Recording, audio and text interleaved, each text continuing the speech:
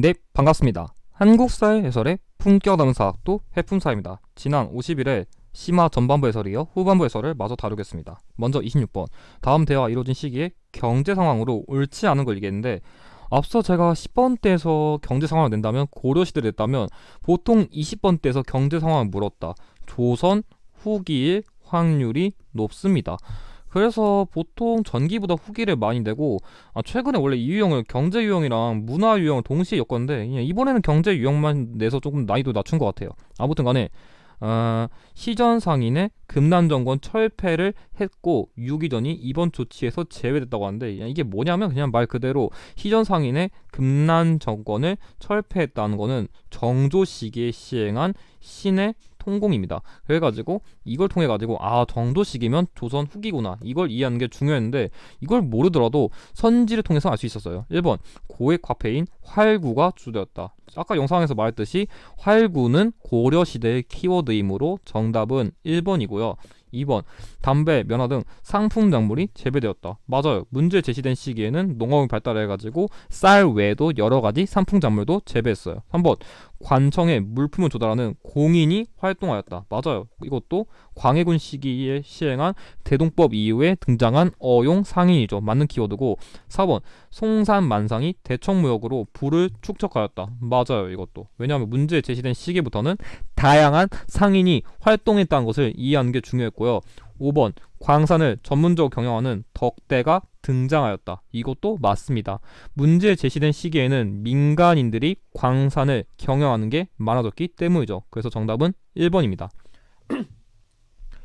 자, 이어서 27번 가 인물의 작품으로 옳은 걸 얘기했는데, 이 문제 같은 경우는 조선 후기 화가 유형이거든요. 그래서 일단 이런 해원 같은 호를 외우는 것도 중요하고, 미인도, 그리고 양반들의 풍류와 남녀 사이의 애정을 소재로 한 작품이란데, 그래서 이것들을 모두 종합하면 신용복인 걸 알 수 있는데, 만약에 이걸 모르더라도 솔직히 눈치밥이 있었으면은 남녀 사이의 애정을 소재로 한 거는 잘 보면은 여기밖에 없어요.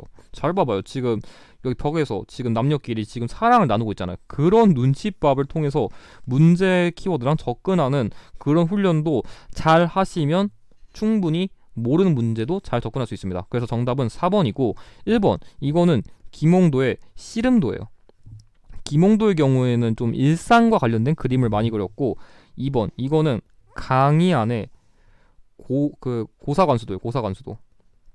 이거 같은 경우 인간의 내면 세계를 표현한 그림이고요. 3번 이거는 김득신의 파적도예요. 파적도. 그냥 당시 고양이를 쫓는 그런 일상을 그린 그림이고, 뭐 이거 같은 경우에는 앞서 얘기 안 했지만 월하 정인도라고 문제 제시된 화가의 대표적인 그림이고요. 5번 이건 조금 빼서 설명하면은, 이거는 강세왕의 영통 동구도예요.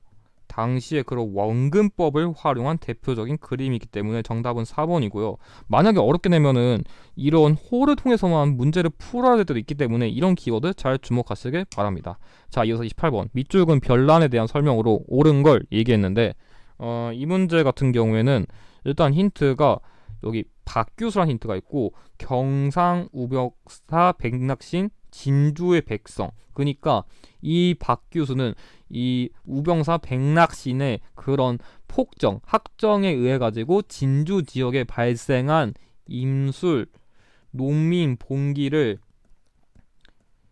진압시키기 위해 가지고 뭔가 파견된 일종의 인물이에요. 그래서 이 박규수를 통해 가지고 추론하는 게 조금 중요한 문제라고 할 수 있었습니다. 그럼 살펴보면은 1번 홍경래가 주도하여 봉기하였다. 아니에요. 문제 제시된 인물과 관련된 대표 인물은 홍경래가 아니라 유계춘입니다. 홍경래는 아니죠. 틀렸고요. 2번 청군이 파병되는 결과를 가져왔다. 이건 대표적으로 이모군란이랑 갑신 정변이 있습니다. 그래서 관련이 없고요. 3번 흥선대원군 집권 시기에 일어났다. 이거는 1863년이랑 1873년 사이인데 시기가 교묘하게 안 겹쳐가지고 틀렸고요. 4번 삼정이정청이 설치되는 계기가 되었다. 맞아요. 이 문제 제시된 인물은 당시 이 사건의 대표적인 원인인 삼정의 문란을 해결하기 위해 가지고 이거를 임시 기구로 설치했지만 실효성은 없었어요. 아무튼간 정답은 4번이고, 5번 보구한민, 제폭구민을 기치로 내걸었다. 이거는 동학농민운동입니다. 그래서 정답은 4번입니다. 그래가지고 이 시기에는 홍경래난과 그 임술룡이 봉기를 잘 내는데 각 인물이라던가 그런 키워드를 잘 구별하는 게 좋아요. 자, 이어서 29번. 가마에 일어난 사건으로 옳지 않은 걸 얘기하는데 이게 원래는 지역사 유형이거든요. 근데 평소랑 달리 그냥 특정 지역의 키워드 다양하게 냈어요. 그래서 조금 독특한 유형이긴 했지만 키워드만 알았다면 그렇게까지 어렵진 않았어요. 1번. 프랑스군이 의궤를 약탈하였다. 일단 이거는 병인양요랑 관련된 키워드죠. 병인양요 당시에 프랑스군이 그 외교 장관의 의궤를 약탈하기 때문에 맞는 키워드고요. 2번 조일수호 조규가 체결되었다. 솔직히 이 연무당 예토가 이번 그 기출에서 좀 가장 어려웠던 키워드인데 결론부터 얘기하면 이것도 맞아요.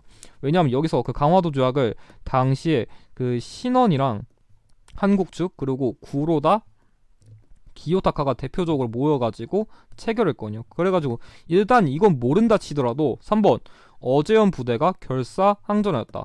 광성보랑 관련된 곳은 대표적인 신미양요의 격전지로서 맞는 키워드고요. 4번 양헌수 부대가 적군을 물리쳤다.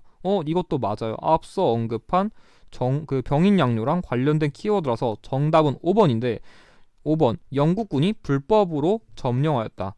이 초지지는 앞서 언급한 광성보랑 비슷한 신미양요의 그런 지역이고 영국군이 불법으로 점령한 거는 이 지역이 아니라 거문도입니다. 왜냐하면 지금 나온 뭔가 병인양요라던가 신미양요 통해서 이 문제 제시된 지역이 강화도인 걸 알았다면은 거문도랑 연결이 안 된다는 걸 알 수 있었습니다. 그래서 보통의 지역사 문제는 특정 키워드 주고서 그거 지역과 관련된 뭐 외교장관에서 의궤를 약탈했다 이런 식으로 결정적인 키워드를 연결하는 방식으로 지역사 유형을 출제하는데 그냥 이번에는 전체적으로 섞어서 냈지만 정답 키워드가 그렇게까지 어렵지는 않았습니다. 그래서 정답은 5번입니다. 자, 이어서 30번 가나조약에 대한 설명으로 옳은 걸 얘기했는데 이번 기출에서 그나마 좀 어려웠다면 이 문제가 어려웠어요. 그래도 이 유형도 원래 예전부터 많이 나왔었는데 이번 총평에서 조금 따와서 이걸 얘기한다면 이번 기출에서 중요한 게 한능검도 원사료의 그런 이해력이 중요하다는 것을 보여준다고 할 수 있습니다. 왜냐하면 이것도 가령 이전 기출에서는 뭐 1관을 냈다던가 아니면 그냥 가정에서 한 12관을 냈다던가 그런 식으로 따오는데 그럼 네가 이것들을 안다면 그럼 다른 것도 알고 있냐 이런 식으로 좀 따오거든요. 그래가지고 이 사료의 맥락을 통해 가지고 우리가 개념에서 배운 게 이 내용이구나. 그거를 여러분들이 잘 이해하시는 게 중요한데 일단 그럼 분석해보면 일단 가해 사료 그럼 가해 조약의 경우에는 일단 미국이 언급됐어요. 미국이 언급된 게 중요하고 그 조선에 와서 무역을 할 때 입출항하는 화물은 모두 세금을 바쳐야 한다는 게 핵심이거든요. 그러니까 이거를 쉽게 요약하면은 관세 규정이에요. 그러니까 무역할 때 그냥 세금을 이렇게 규정한다는 게 관세 규정이거든요. 전문적인 용어로. 근데 그걸 몰랐더라도 미국과 체결한 조약이다. 솔직히 그것만 알았다면은 가해 조약은 조미수호 통상 조약인 걸 알 수 있었습니다. 그래서 이거는 조약 내용 자체가 좀 헷갈렸더라도 미국 보고서 눈치챌 수 있었고 나의 사료 이게 조금 어려울 수 있었는데 뭐 가뭄과 홍수 등의 전쟁 등으로 뭐 국내 양식의 부족한 걸 우려해서 쌀 수출을 금지할 때는 1개월 전에 지방관이 일본 영사관에 통지한다. 이거를 세 글자로 압축해서 쌀 수출을 금지한다는 것을 보고한다는 것은 방공. 그러니까 쌀 수출 금지한다는 것을 금지하는 방공령이 들어간 나의 조약은 조일 통상 장정입니다. 이거를 이해하는 게 중요했어요. 이거랑 관련된 대표적인 인물로는 조병식이 있죠. 방공령을 선평한 인물. 그래서 이건 1882년, 이건 1883년. 나의 조약이 좀 어려웠지만 이건 맥락을 좀 이해했다면 그렇게까지 완전 까다로운 문제는 아니었는데 그나마 이번 기출에서 조금 어렵다면 이게 어려웠을 것 같아요. 아무튼 기억. 최애국 대우의 내용을 포함하였다. 맞아요. 이 문제에 제시된 조약에 규정된 대표적인 내용. 참고로 이 조일 통상 장정에도 최애국 대우가 있기는 합니다. 맞는 내용이고 니은 갑신정변의 영향으로 체결되었다. 갑신정변은 84년에 발생했는데 이거는 82년에 체결한 거라 말이 안 됩니다. 갑신정변 영향으로 체결된 조약 같은 거는 대표적으로 한성조약이라던가 아니면 청나라랑 일본이 체결한 텐진 조약이 있습니다. 그래서 문제 제시된 조약과 연결이 안 되고요. 사건과 연결이 안 되고요. 디귿 방공령 시행에 대한 규정을 명시하였다. 말했잖아요. 여기 방공령이라고. 그래서 맞는 내용이니까 정답은 2번이고요. 리을 재정고문을 두도록 하는 조항을 담고 있다. 이걸 얘기하려면 이게 아니라 1차 한일 협약이 나와야 돼요. 왜냐하면 1차 한일 협약을 통해 가지고 당시에 재정고문으로 메가타를 파견해 가지고 이후에 그 화폐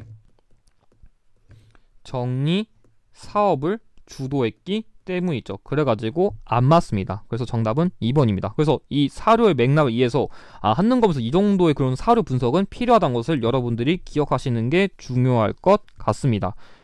자, 이어서 31번. 가 사절단에 대한 설명으로 옳은 걸 얘기했는데 이 문제도 제 예상 문제에서 완벽하게 적중했던 대표적인 문제입니다.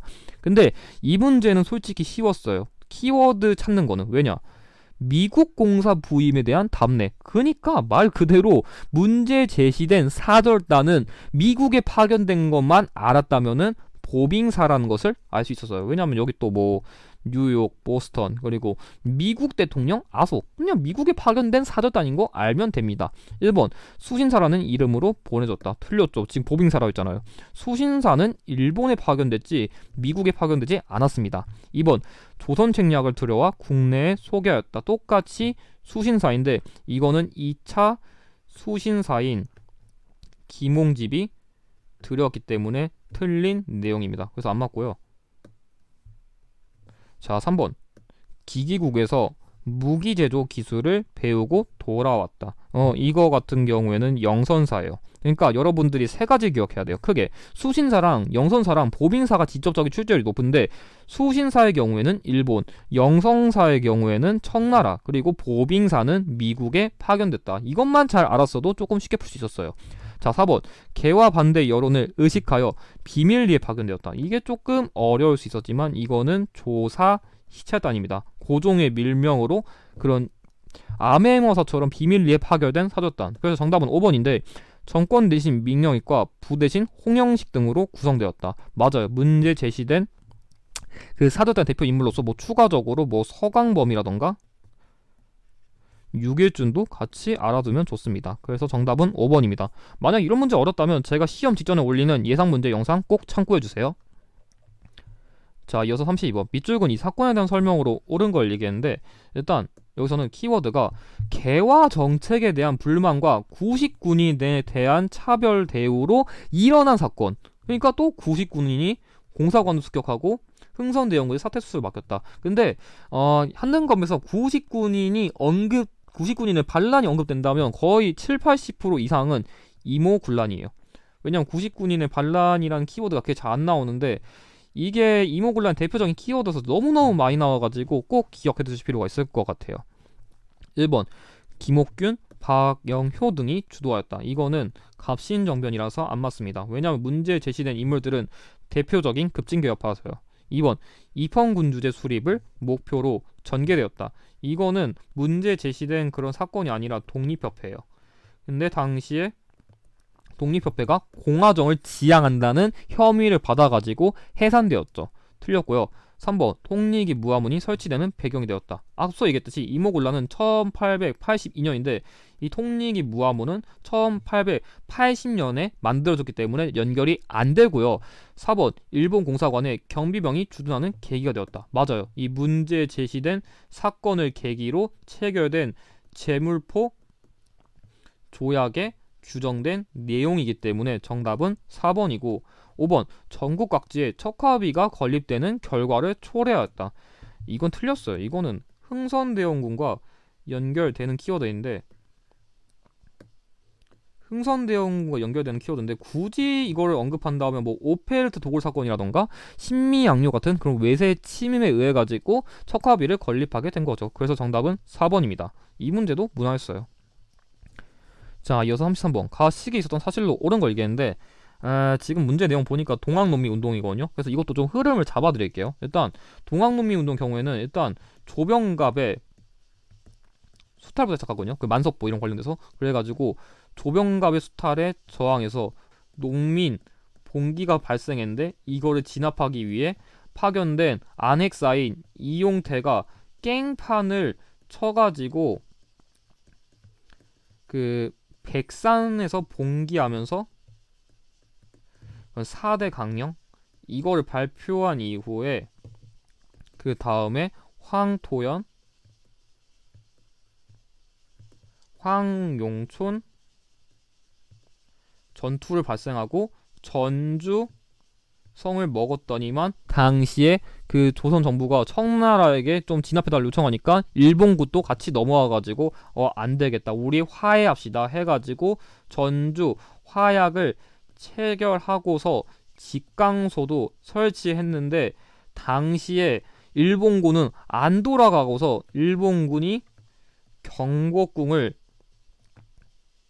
점령하니까 일본군도 몰아내자. 그러니까 창관오리도 몰아내고 외세도 몰아내자면서 당시에 그 남적과 북적이 논산에서 집결해 가지고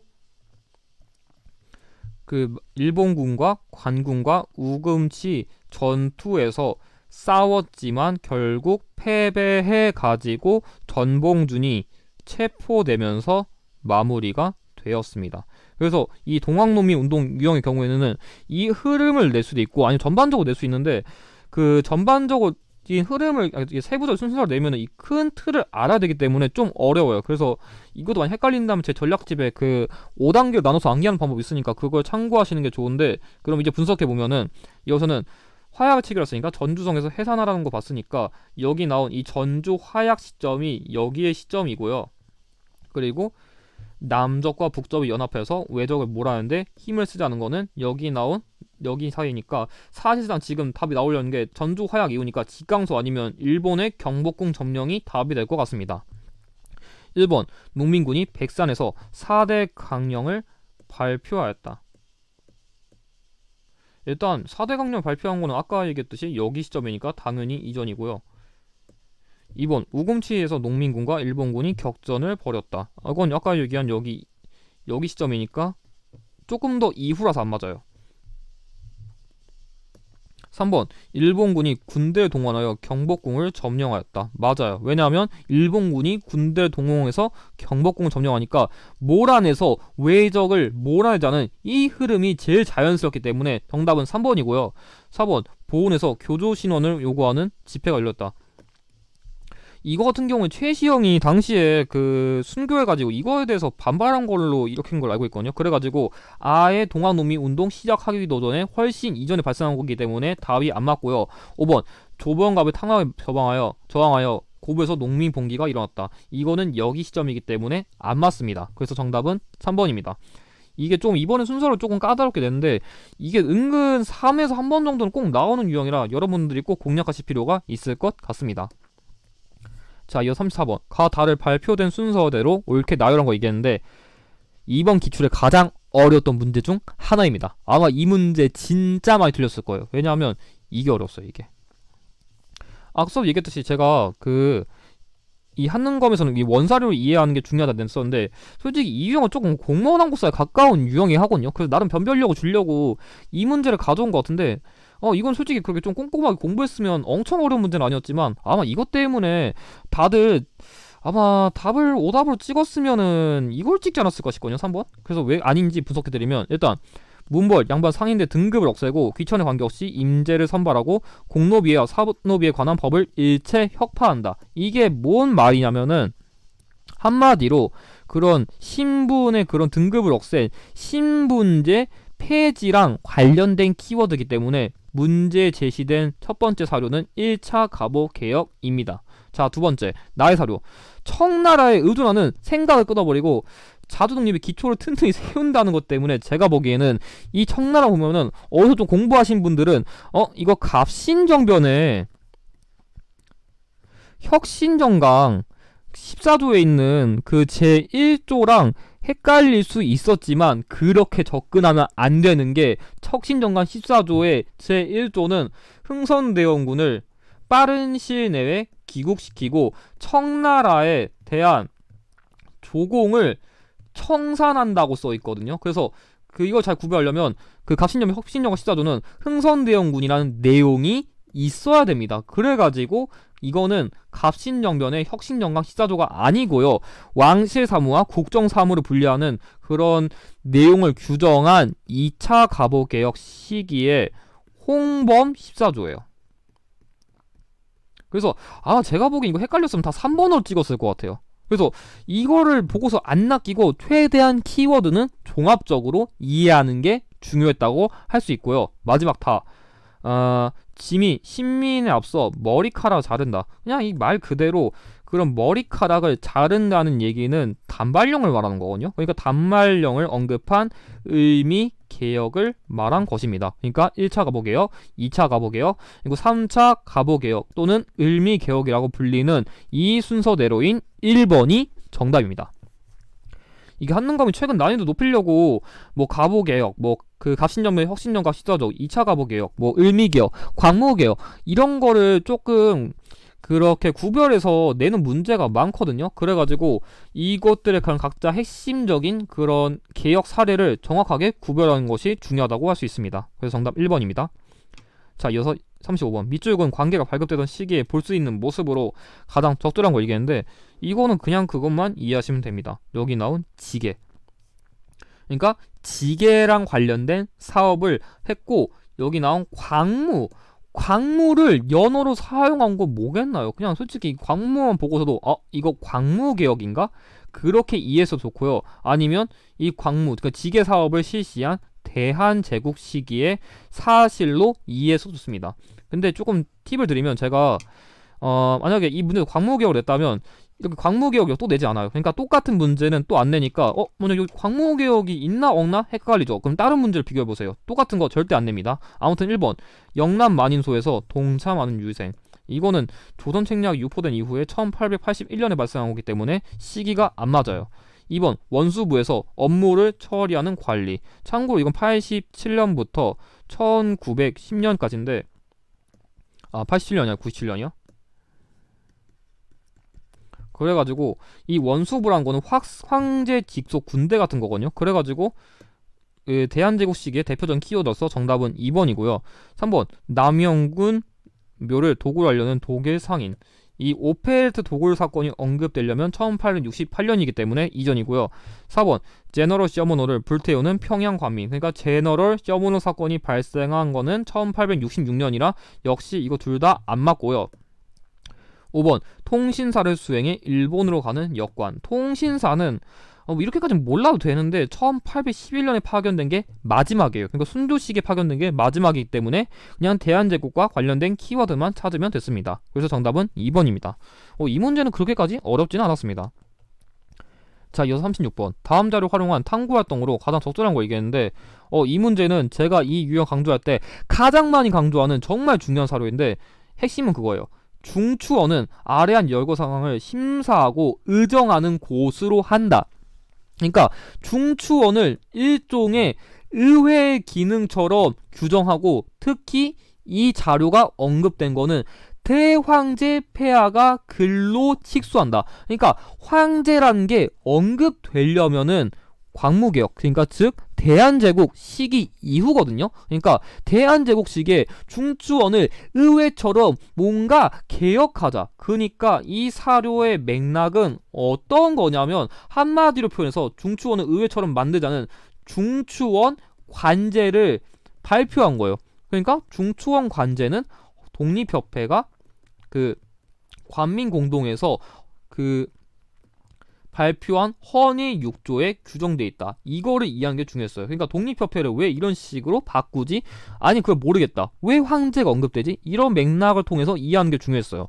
나름 중요한 유형인데 오랜만에 원 사료로 나와서 조금 어려울 수는 있었습니다. 아무튼 1번 배고인 사건의 영향을 알아본다. 이거는 신민회라서 틀렸어요. 신민회 해산이 되는 사건이죠. 2번 사창제 실시의 배경을 파악한다. 이거는 흥선 대원군이 그런 삼정의 문란 중에서도 환국제를 개혁하기 위해 뭔가 마을 단위로 돈을 빌려주는 것을 개혁한 거고요. 3번 시상도 창의군의 활동을 검색한다. 이거는 정미의병이라 틀렸고요. 4번 헤이그의 특사를 파견한 목적을 조사한다.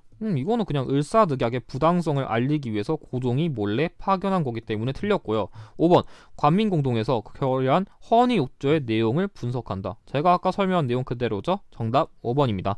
이건 사료의 맥락이 왜 어떤 건지 이해하는 게 중요했습니다. 자, 37번 각 지역에 있었던 민족운동으로 옳은 걸 얘기했는데 이것도 제가 전화될 때 아마 이 지역과 상하이 지역을 낼 거다 예상했는데 다행히 이 지역이 나와줘가지고 좀 운이 좋았던 것 같은데, 일단은 이거 같은 경우에는 그거예요. 이민자를 수송한 갤리코라는 이민자 여권과 사탕수수 농장이 나왔어요. 일단은 이거는 국외 독립운동 관련된 건데 뭔가 배를 탈 정도로 멀리 갈 만한 지역이 뭐가 있을까를 추론하는 게 중요했고, 이 당시에 돈을 벌기 위해서 이 지역, 그러니까 하와이 지역에 있는 이 사탕수수 지역으로 많은 이주민들이 가가지고 돈을 벌었거든요. 그렇기 때문에 이 사탕수수를 보고서 미주 지역으로 추론할 필요가 있었습니다. 갤리코를 몰라도 사탕수수 농장도 워낙 자주 나온 키워드라 이걸 이해하는 게 중요했어요. 1번 일왕이 탄 마차에 폭탄을 투척하였다. 이거는 일본 지역의 그 한인 애국단의 이봉창이 시행한 의거이기 때문에 안 맞고요. 한인 애국단. 2번 한인 자치단체인 건어패를 조직하였다. 이거는 연해주 지역과 관련된 거죠. 건어패 같은 거에 언급되면은 그 최재형 선생님도 언급될 수 있습니다. 3번 민족교육을 위해 서전서숙을 설립하였다. 이거는 서간도. 서간도가 아니라 북간도입니다. 죄송합니다. 그러니까 서전서숙은 서간도가 아니라 북간도, 그리고 서전서숙 외에도 명동학교를 언급할 수 있고요. 4번 독립군 양성을 위해 신흥강습소를 세웠다. 이게 서간도입니다. 다른 말로 신흥무관학교라고도 하죠. 자, 5번 대조선 국민군단을 조직하여 무장투쟁을 준비하였다. 맞아요. 이 하와이 지역에서 박용만이 주도한 그런 독립운동 단체이기 때문에 정답은 5번입니다. 그래서 미주 지역의 경우에는 대한인 국민회랑 대조선 국민군단 외우는 게 중요합니다. 자, 이어서 38번 가에 대한 설명으로 옳은 걸 얘기했는데, 제가 예상 문제 만들 때도 이번에도 좀 궁궐 관련된 걸 좀 연결할 것 같았는데 다행히 연결했거든요. 그래서 원래는 이 중명전만 줬으면 힌트가 진짜 어려웠을 것 같은데 다행히도 힌트를 좀 시켜줬어요. 그러니까 이 중명전에서 문제 제시된 조약을 체결했는데 그거를 모르더라도 이토 히로부미가 대한제국의 외교권을 박탈한 이거를 체결했다. 을사늑약이죠. 이거는 50회 기출에서 나온 적이 있어가지고 그거를 잘 기억했다면 쉬웠어요. 그래서 중명전을 모르더라도 이걸 통해가지고 충분히 추론이 가능했습니다. 아무튼 1번 아관파천의 배경이 되었다. 이거는 문제 제시된 그런 조약의 체결이 아니라 의미사변입니다. 당시에 명성 황후가 죽어가지고 고종이 나도 죽으면 어떡하지 쫄아가지고 도망간 게 원인이죠. 2번 청일전쟁 발발 원인이 되었다. 청일전쟁의 발발의 원인이 되었다면 굳이 얘기한다면 텐진 조약이 될 수 있겠죠. 왜냐하면 이것 때문에 상호 군대 파병 시 서로 알린 거 얘기했으니까 동학농민운동 때 이 조약에 근거해가지고 당시에 그 국내에 상륙했고 이것 때 당시 일본이 안 물러나가지고 청일전쟁이 일어났죠. 그래서 어떻게 보면 계기를 줬다면 텐진 조약이 계기를 줬다고 할 수 있긴 해요. 3번 통감부가 설치되는 결과를 가져왔다. 맞아요. 이 문제 제시된 을사늑약은 대한제국의 외교권을 박탈하고 통감부의 설치를 규정했습니다. 정답 3번이고요. 4번 대한제국의 군대 해상을 규정하였다. 이거는 굳이 연결한다면 정미칠조약 또는 한일 신협약이라고 할 수 있습니다. 그래서 틀렸고요. 5번 천주교 포교를 허용하는 조항이 들어있다. 이거 오랜만에 나왔는데 조불수호 통상조약이에요. 그러니까 말 그대로 그냥 프랑스와 그 체결한 조약인데 아마 이것까지는 잘 안 나올 것 같은데 만약 천주교 포교 허용한다 그럼 프랑스 나왔다 그렇게 이해해도 될 것 같습니다. 그러면 정답은 3번입니다. 자, 이어서 39번 교사의 질문에 대한 학생의 답변으로 옳은 걸 얘기했는데 이 문제는 제 전략집에서 항상 강조했던 빈출유형이거든요. 그 예상 문제에서 간접적으로 적중했는데 일단 충칭이란 키워드가 나왔고 한국광복군이 나왔어요. 그러면 이 한국광복군과 충칭이 언급되려면 딱 하나밖에 없어요. 대한민국 임시정부예요. 이게 상하이 때부터 이게 뭔가 쭉 이런 식으로 이동해가지고 이렇게 온 건데 제가 대한민국 임시정부를 강조할 때는 상하이 지역의 활동과 충칭 지역의 활동을 비교하는 게 중요하다고 강조하는데 보통 대한민국 임시정부에서 답을 내려면 이 충칭식의 키워드를 더 답을 많이 내거든요. 왜냐면 상하이식의 키워드 주고서 그 상하이식의 키워드 주고서 그 이후 역사적 사실로 충칭시기를 내거나 아니면 충칭시기의 그냥 활동 자체를 내고서 이거랑 비슷한 게 뭐예요? 그걸 내거든요. 그거랑 관련된 대표적인 게 이 한국 광복군과 그 대한민국 건국 강령과 대일선전포고 아니면 그 대한민국 건국 강령에 규정된 그 삼균주의 거의 이 정도 키워드 외우면 엔간한 거 풉니다. 아니면 진짜 어려운 키워드 나오면 3당 합당으로 결성된 한국 독립당 여기까지 연결할 수 있습니다. 그래서 보통은 충칭냈다. 여기 있는 대한민국 건국강령, 대일선전포고, 한국 독립당 찾으면 엔간한 거 풀 수 있습니다. 1번 청산리에서 일본군을 크게 격파하였다. 이건 1920년에 발생한 거니까 키워드가 안 맞고요. 2번 해조신문을 발간하여 국권 회복에 힘썼다. 이거는 키워드 자체가 연해주라서 충칭이랑 연결이 안 돼요. 시기적으로 너무 이전이라 어색하고요. 3번 상균주의를 기초로 하는 건국강령을 공포하였다. 앞서 얘기한 여기 키워드 그대로 나왔습니다. 정답 3번이고요.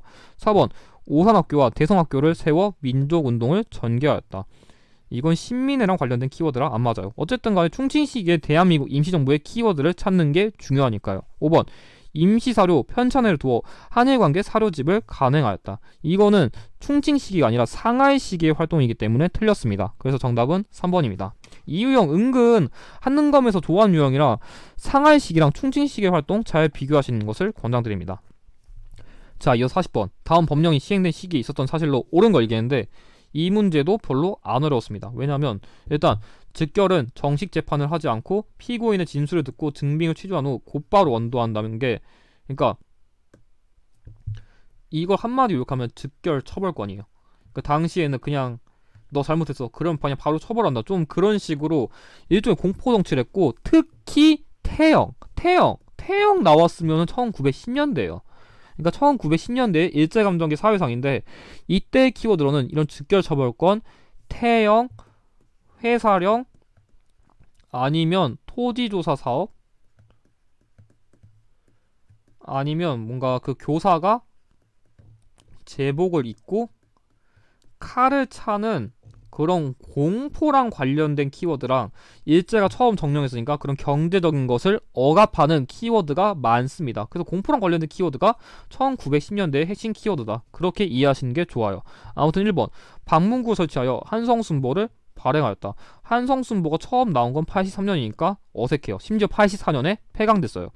2번 한국중앙총상회가 상권수호운동을 주도하였다. 이거는 거의 1890년대쯤이라고 봐도 되는데 어쨌든 일제감정기 이전이라 안 맞고요. 3번 근대적 개혁 추진을 위해 군국기무처가 설치되었다. 이거는 1894년에 1차 가보개혁의 대표 키워드이기 때문에 틀렸고요. 이거 잘 기억해둬야 돼요. 1차 가보개혁 키워드로 잘 나오고. 4번 강압적 통치를 목적으로 헌병경찰제가 실시되었다. 공포랑 연결되는 대표적인 키워드라 맞고요.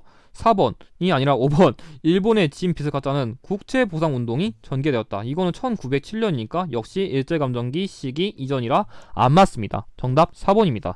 가끔씩 어렵게 되면은 1910년대랑 1930년대 후반 이후까지 같이 낼 수 있습니다. 자, 이어 사실 1번 다음 자료가 발표된 이후에 사실로 옳은 걸 얘기했는데, 이 문제 같은 경우에는 키워드를 잘 이해하는 게 중요한 게 제일본 동경 조선 청년 독립단이 언급되는데, 그러니까 이 일본에서 청년 독립단이 세계 모든 나라 앞에 독립을 성취할 것을 선언한다는 거예요. 그러니까 일본의 유학생, 특히 도쿄 유학생들이 독립을 선언한다는 것을 이해해서 이걸 통해 가지고 28 독립 선언서라는 것을 이해하는 게 중요했어요. 아니 해풍선이 같은 사람만 이런 사료 이해하는 거 아니에요? 저도 솔직히 이거 원문을 본 적이 없었어요. 이 문제 외에서는. 대신 일본에서 뭔가 독립을 성취한다?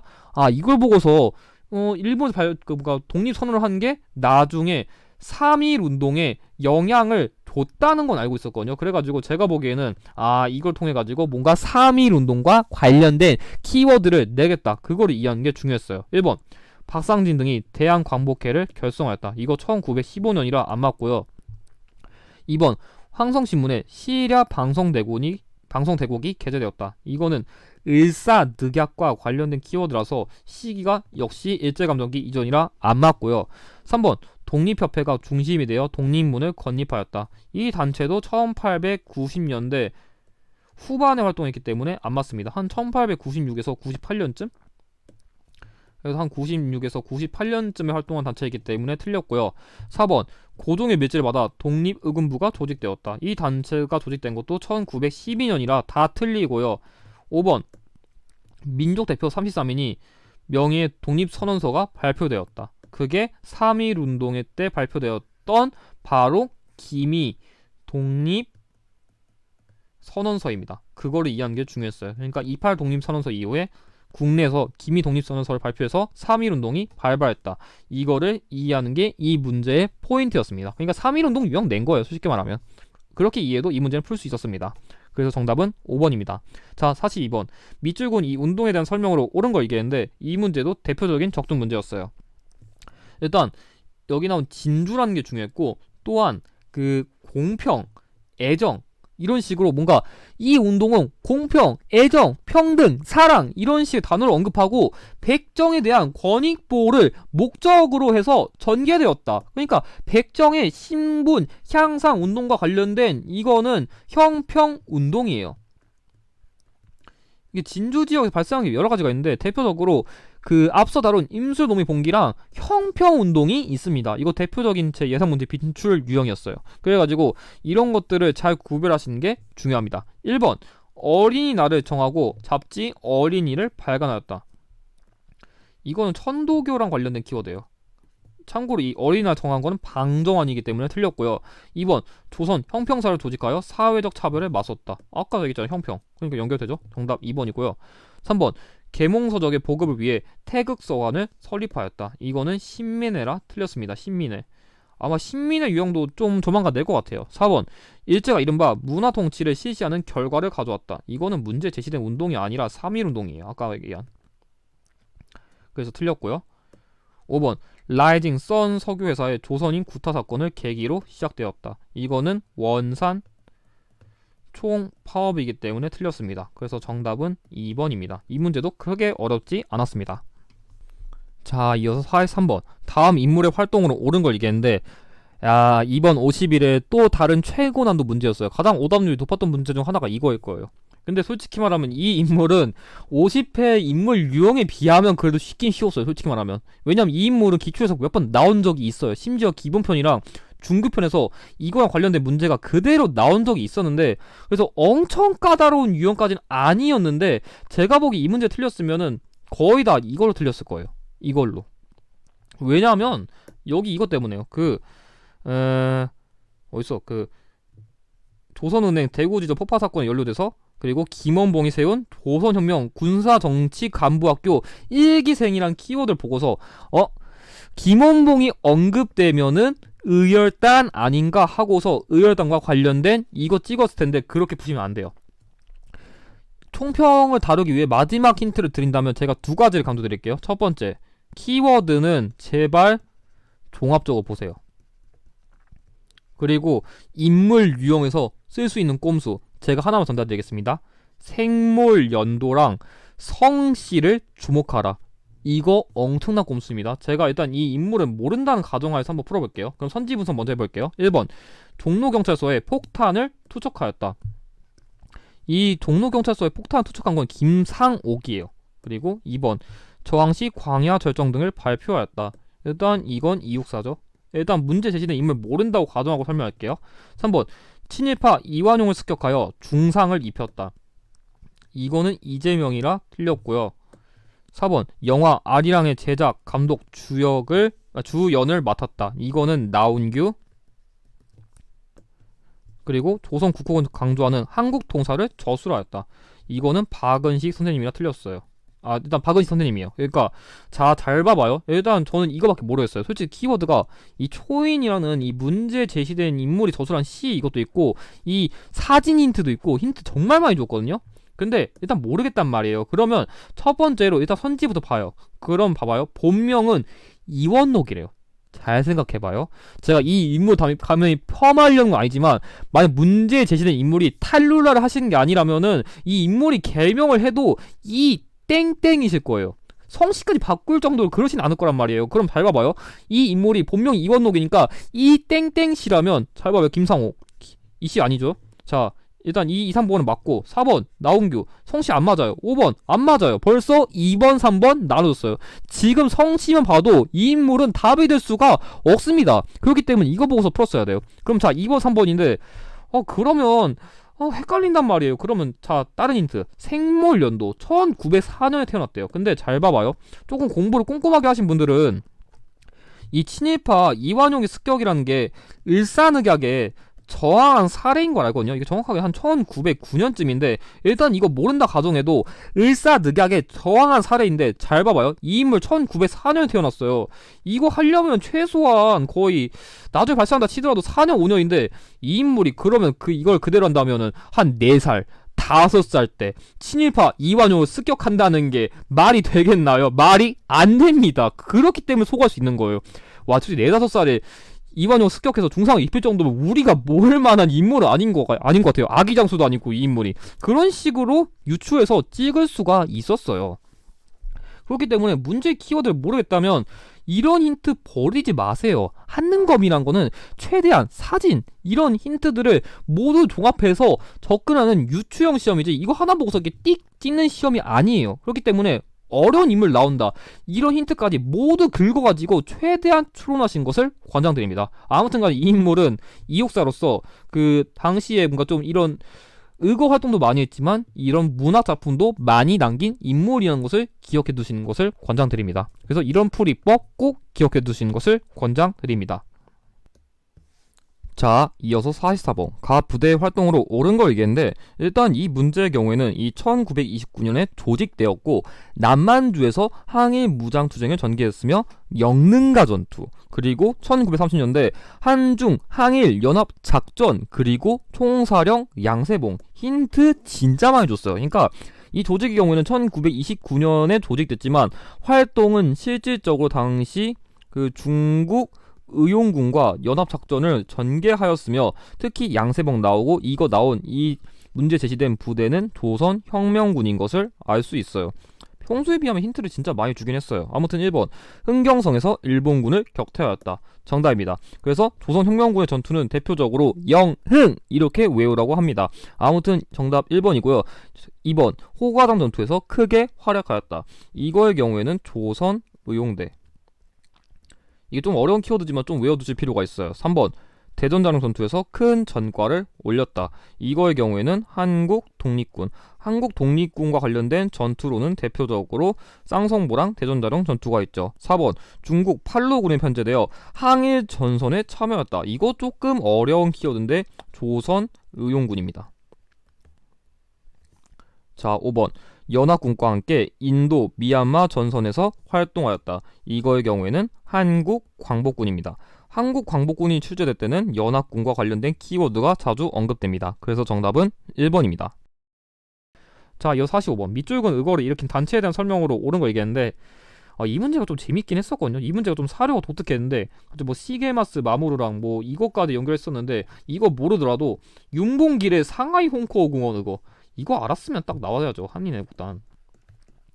이게 의열단이랑 비교를 잘하는데 의열단의 경우에는 그 김기섭이라 해가지고 그 일본 도쿄 공성에 폭탄을 던진 이 인물을 제외하고는 사실상 의열단의 경우에는 거의 다 국내에서 활동한 인물이 많아요. 물론 아까 언급한 김원봉의 경우에는 막 중국어 넘어가긴 하지만 뭔가 김익상, 김상옥, 나석주, 박재혁 이런 인물들 대부분 다 국내에서 활동했어요. 그래서 만약에 폭탄 투척했는데 해외에서 한다. 그럼 한인애국단을 주목하는 게 좋습니다. 아까 언급한 이봉창 의사도 연결되죠. 아무튼 1번 신채호의 조선혁명선언을 활동 지침으로 삼았다. 이거는 의열단이라 틀렸고요. 2번 김구를 단장으로 하여 활발한 의열 활동을 펼쳤다. 맞아요. 문제 제시된 김구는 그 대한민국 임시정부의 침체를 부응하기 위해서 이 단체를 만들었죠. 정답 2번이고요.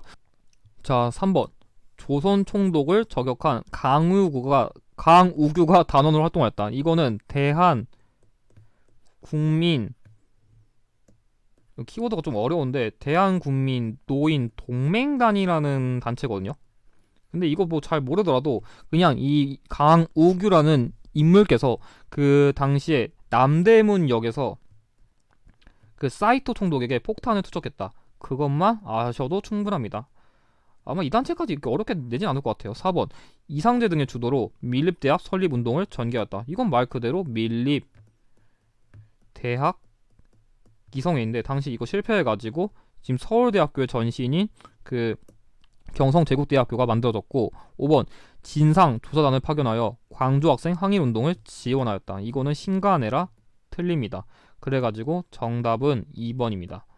그래서 이 문제도 키워드만 알았으면 크게 어렵지 않았습니다. 자, 이어서 46번 다음 기자회견의 배경으로 가장 적절한 걸 얘기했는데 제가 오늘 조금 회차가 난이도 어렵지 않은 걸 비해서는 좀 설명 많이 드릴 것 같은데 그래도 좀 어려운 회차 대비해가지고 이거는 꼭 기억해 두시는 거 권장드려요. 일단 광복이 시작된 이후에는 그 조선건국 준비위원회를 만들었거든요. 그래가지고 여운형 선생님이라던가 안지용 선생님이 그 당시에 그 조선인민공화국을 선포한 뒤에 해산했거든요.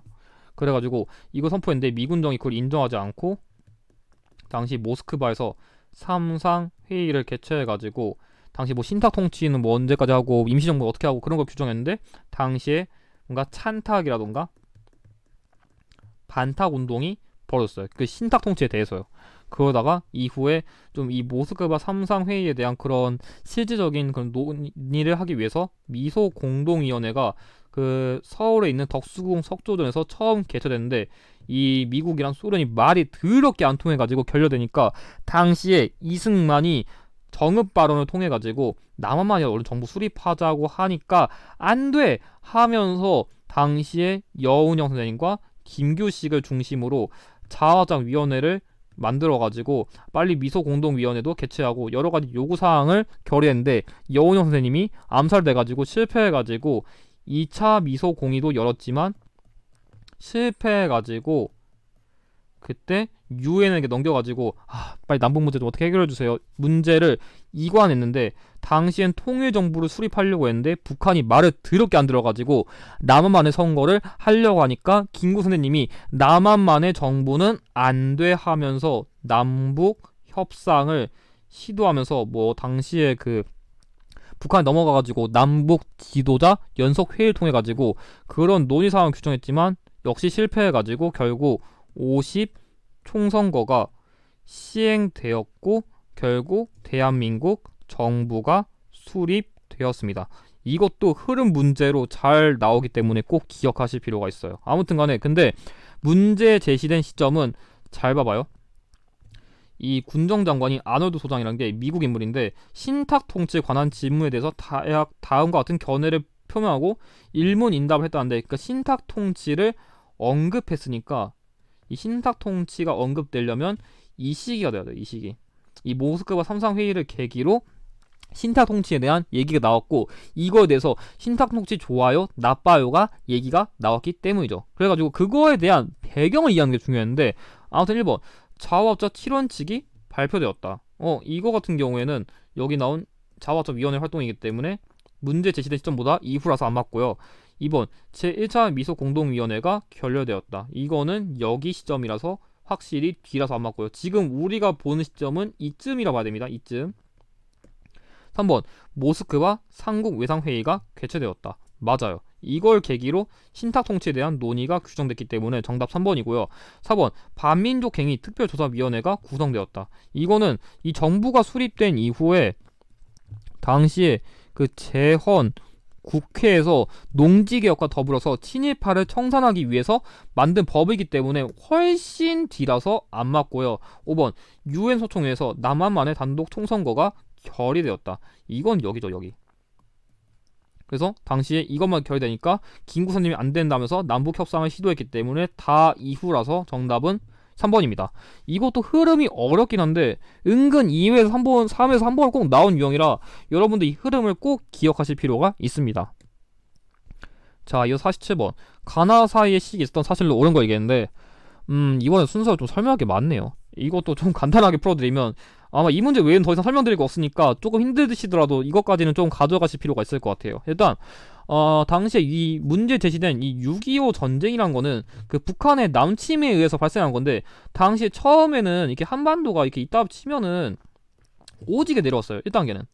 그래가지고 낙동강 그 전선까지 여기가 엄청 먹혔어요. 이게 1단계거든요. 그래서 낙동강 전선까지 먹혔었는데 2단계 때 다시 그리면 인천 상륙 그 작전을 계기로 쭉쭉 역전해요. 쭉쭉 역전하다가 당시에 그 다시 지도를 그리면 중공군이 개입해가지고 처음에 그 여기 지역쯤에 있는 흥남에서 철수도 하고 일사 후퇴도 했습니다. 그리고 나중 와서는 계속 대치해요. 그냥 계속 대치하면서 그래서 한 1951년쯤부터 처음에 그 개성 지역에서 정전 협정을 논의했지만 대화가 더럽게 안 통해가지고 2년 동안 계속 질질 끌다가 1953년 7월 27일에 정전 협정을 맺으면서 이 6.25 전쟁이 종결됐어요. 이것도 가끔 순서 문제로 나와요. 그래가지고 이게 오랜만에 나온 유형인데, 이거를 통해서 이후에 1953년에 한미 상호 방위 조약도 체결했다. 이것까지 같이 외워두시면 좋습니다. 그래서 이제 좀 문제 제시된 시점으로 돌아오면은 일단 가해 사료의 경우에는 북한군의 공격에 밀려 낙동강 방어선을 후퇴했다고 했으니까 낙동강 정선까지 함락된 이 시점이 가해 시점이고, 개성에서 열린 첫 정전회담에서 유엔군 대표단은 어떤 정치적 어쩌고 얘기하는데, 그러니까 처음으로 정전협정을 논의한 이 시점이 나의 시점이에요. 그러니까 이 시점은 1953년에 최종적 정전협정을 맺은 게 아니라 처음 정전협정을 논의한 1951년이란 것을 주의할 필요가 있었습니다. 헷갈리면 안 돼요. 1번 에치슨 선언이 발표되었다. 이거는 훨씬 이전이에요. 이거 솔직히 평가가 좀 많이 논란이 되긴 하지만 이때 당시에 그 한반도가 이 에치슨 선언이 제외돼가지고 뭐 6.25 전쟁이 발발됐던 원인이 있다고 하는데, 아무튼 간에 6.25 전쟁의 직전이기 때문에 틀렸어요. 이건 평가가 논란이 날 수 있기 때문에 제가 따로 입장 안 밝힐게요. 아무튼 2번 흥남 철수 작전이 전개되었다. 맞아요. 왜냐면 여기가 이게 가해 사료고 이게 그 나해 사료니까 그 사이에 있는 여기 흥남 철수가 정답이고요. 3번 여수 순천 19 사건이 일어났다. 이 여수 순천 19 사건이란 거는 그 1948년에 그 제주 4.3 사건의 그 제주도 지역을 그 진압시키기 위해 가지고 이 여수 순천에 있는 그런 그 경찰 군인들을 이 제주도에 그 뭔가 좀 가서 진압시키려고 했는데, 이거에 대해서 반발해가지고 발생한 사건이거든요. 그래가지고 틀린 내용이고요. 그러니까 1948년이라 틀려요. 4번 한미상호 방위조약이 체결되었다. 아까 얘기했듯이 이건 전쟁이 끝나고서 체결한 거기 때문에 이후라서 안 맞고요. 5번 부산에서 발췌 개헌안이 통과되었다.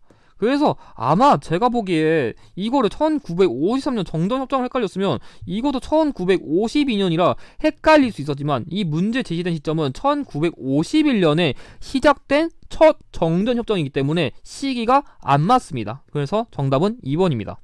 조금 꼼꼼함이 필요한 문제이긴 했어요. 자, 이어서 48번 교사의 질문에 대한 학생의 답변으로 옳은 걸 얘기했는데, 이 문제에선 이 제2차 경제개발 5개년 계획에 주목했어요. 이 경제개발 5개년 계획을 실질적으로 힌트로 주는 정부는 한능검에선 거의 박정희 정부라 봐도 돼요. 왜냐하면 이 박정희 정부 시기에 1, 3차 경제개발 5개년 계획을 했었는데, 물론 여러 정부에서 다 경제개발 5개년 계획은 하지만 한능검에 한해서 경제개발 5개년 계획을 준다. 박정희 정부 줄 확률이 제일 높아요.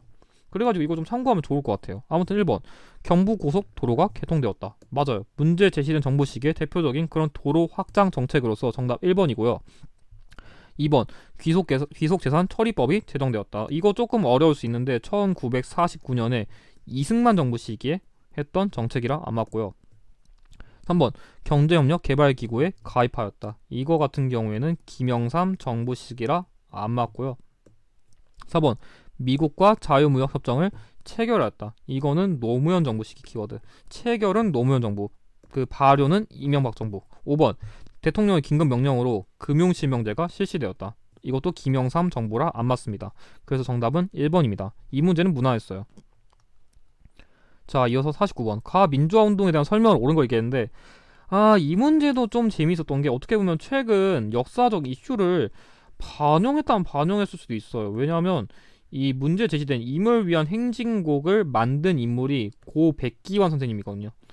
이 문제가 출제된 시점 거의 직후에 이 선생님이 서거하셨는데 그래가지고 이 인물을 기억하기 위해서 이 문제를 좀 낸 게 아닐까 싶긴 해요. 그래서 일단 이 임을 위한 행진곡이 그럼 문제 제시된 그 민주화 운동 당시에 인물들을 추모하기 위해 만든 노래이기도 하고 계엄군과 시민군의 활동 이게 중요했고 특히 윤상원 열사랑 광주 나오면 딱 하나예요. 5.18 민주화 운동. 솔직히 이 문제는 키워드가 좀 독특하긴 했지만 계엄군, 시민군, 윤상원 그리고 여기 나온 광주만 봤어도 풀 수 있었어요. 힌트가 어렵지 않았습니다. 솔직히 광주를 줬어가지고 이 노래가 어려웠어도 이것 때문에 풀 수는 있었지 않을까 싶어요. 그리고 시민군이랑 계엄군의 힌트가 지금까지 엄청 많이 나왔었거든요. 1번 3.1 민주구국선언이 발표되었다. 이거는 1976년이라 안 맞고요. 참고로 이건 80년이에요. 2번 4.13 호원조치 철폐를 요구하였다. 이거는 6월 민주항쟁. 참고로 이 3.1 민주구국선언은 박정희 정부 시기에 발생했죠. 3번 장면 내각이 출범하는 계기가 되었다. 이거는 4.19 혁명이라 안 맞고요. 4번 시위 도중 대학생 이한열이 희생되었다. 똑같이 이것도 6월 민주항쟁이라 안 맞고요. 5번 신군부의 배상 계엄 확대와 무력 진압에 저항하였다. 그래서 정답은 5번입니다. 이 5.18 민주화 운동의 대표적인 목적이죠. 자, 그럼 이번 심화 51의 마지막 문제인 50번 문제. 다음 가정부의 통일 노력으로 옳은 것을 얘기했는데 이 문제마저도 제가 전야제랑 예상 문제 때 딱 적중시켰어요. 이 문제를 되게 어려워하시는 분들이 많은데 이거 사실 솔직히 말하면 48에서 그대로 연계된 문제예요. 제가 그때 가져왔던 예상 문제랑 전야제에서도 제가 이 중국을 방문해가지고 그런 한중수교 이 한중수교라는 키워드 강조했었거든요. 이거 48 때 그대로 나왔어요. 그래서 이건 기출분석을 똑바로 했으면 절대 헷갈리면 안 되는 문제예요. 왜냐면 이거는 한마디로 노태우 정부 시기 키워드인데 당시에 뭐 헝가리라던가 중국이라던가 이런 뭔가 당시에 냉전 체제가 완화되면서 여러 국가랑 국교를 회복하고 수교의 키워드가 나오면 노태우 정부거든요. 이거는 지금까지 기출에서 많이 나왔어가지고 이거는 여러분들이 꼭 기억하실 필요가 있었어요. 이전 기출 잘 풀었으면 크게 어렵지 않은 문제였는데 이 노태우 정부 시기의 통일 문제가 나온다면 꼭 그걸 기억하셔야 돼요. 유엔은 기본적으로 비핵화를 좋아한다. 이 암기법이 이번에도 먹혔습니다. 유엔 동시가이 그 남북 기본 합의서 그리고 한반도 비핵화 선언 노태우 정부 시기의 대표적인 통일 키워드 1번 남북 기본 합의서를 채택하였다. 여기 그대로 나왔죠. 정답 1번이고요. 2번 7.4 남북 공동성명을 발표하였다. 이거는 박정희 정부. 3번 남북 정상회담을 처음으로 성사시켰다. 이거는 김대중 정부라 안 맞고요. 4번 이산가족 고향 방문을 최초로 실현하였다. 이거는 전두환 정부라 안 맞고요. 5번 경제협력을 위한 개성공단 건설을 추진하였다. 실질적인 건설을 추진해서 착공했다고 보는 건 노무현 정부 시기로 보는 게 맞을 것 같아요. 이게 착수를 했다면은 2002년에 김대중 정부 시기에 그 뭐 개성공업 지구법 만들고 어떤 회사 건립할지 그런 착수를 2002년에 했었는데 실질적인 건설을 추진한 건 노무현 정부 시기라 이렇게 보는 게 맞을 것 같습니다. 그래서 정답은 1번입니다. 자, 그럼 이것으로 51의 해설을 마쳤습니다. 아마 이 해설을 보신 분들은 이제 52회를 준비하시는 분들이 많을 것 같은데 아마 52회는 이거보단 조금 어려울 난이도로 예상되기 때문에 조금 더 꼼꼼한 개념 공부를 하시는 것을 권장드리며 제가 조금 해설을 길게 쓰긴 했지만 이것에서 참고하시면 그냥 이 문제 푸는 것보다 몇 배로 공부할 수 있기 때문에 꼭 다 외우셔가지고 이후 기출풀이에 반영하시길 바랍니다. 그럼 이것으로 해설을 마치고 영상의 내용이 도움이 되셨다면 좋아요와 구독을 부탁드립니다. 감사합니다.